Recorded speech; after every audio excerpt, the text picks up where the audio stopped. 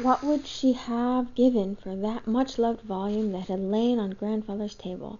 But in a week's time she had stretched her memory to the utmost, and Pilgrim had travelled all the way from the Slough to Despond to the Celestial City.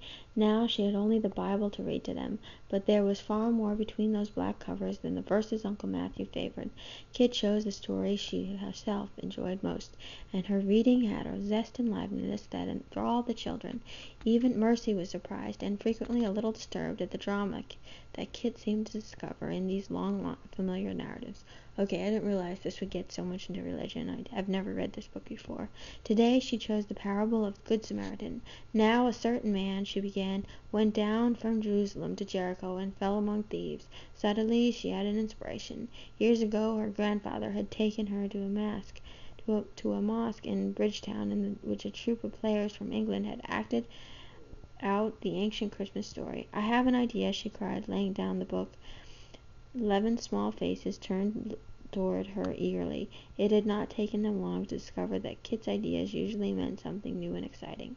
You all know the story, don't you? The heads nodded earnestly. Then instead of Meg reading it to you, let's pretend that it has happened right now to us. That it is happening right now to us. Let's pretend that this room is the road to Jericho. One of you, Peter, will be the certain man traveling along the road.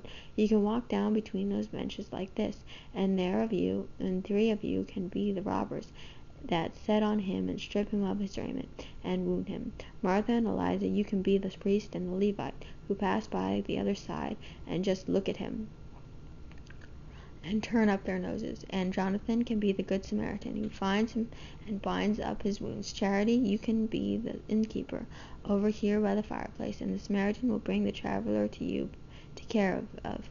Kit, broke in Mercy anxiously. I never heard of anything like that before. Are you sure? Oh, Mercy, it's from the Bible. Now each of you try to imagine just how you'd feel if you were really there, those people. Just make believe this isn't a room at all. It's a hot, dusty road, and Peter, you are getting very tired from walking so far. The children were entranced. A game of pretending in school? They took their places, jabbering with excitement. Charity picked up the broom by the hearth and began to sweep. An innkeeper is busy all the time, she said importantly. Jonathan Ashby stood stolidly beside Mercy, waiting for his chance to be the rescuer. Peter began his long journey between the benches. But Kit had made one mistake. She had picked her characters too hastily. By chance she had chosen the 3 most obstreperous pupils in the school to be her thieves and robbers, and the hapless boy who represented the traveler was the priggish little scholar they most cordially disliked. The unsuspected traveler fell into his part as conscientiously as he read his primer. He walked primly between the benches from Jerusalem to Jericho, out from behind the robbers, and set him up with a vengeance. Wait a minute, warned Kit. Stop, Stephen. We're only pretending. But her warning was lost in the uproar. Such opportunity, sanctioned by authority, had never been known before. Peter's raiment actually was in danger. His shrieks were genuine. Jonathan, forgetting his role entirely, rushed in, both fists flying. The innkeeper hurried to the wayfarer's defense with her broom. Both Kit and Mercy moved quickly, but not quickly enough. From the corner of her eye, Kit glimpsed the 2 tall figures in the kitchen doorway. Then, before she could reach the tussling children, a cane swung from nowhere and landed on an unwary back. A small crackle of blows, a few agonizing howls, and silence in order descended suddenly on the room. Across the subdued children's heads, Kit and Mercy faced their 2 visitors.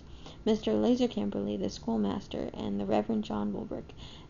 What is the meaning of this disturbance? Demanded Mr. Kimberly. We come to inspect your school, Mistress Wood, and we find Bedlam. Mercy opened her mouth to explain, but Kit broke in first. It is all my fault, sir. I was just trying a new idea. Page 80.